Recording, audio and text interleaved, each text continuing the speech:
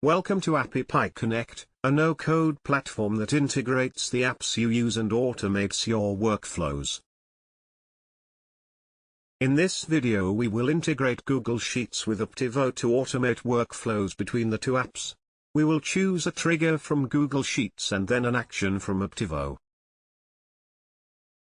Please watch the video till the end. Start by selecting Google Sheets as your trigger app. Next, choose a trigger event. This is the trigger event that will initiate the flow in Connect. Select the one that will fit your needs. Now select apptivo as your action app.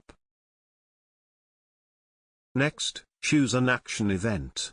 This is the event that will initiate the flow in Connect.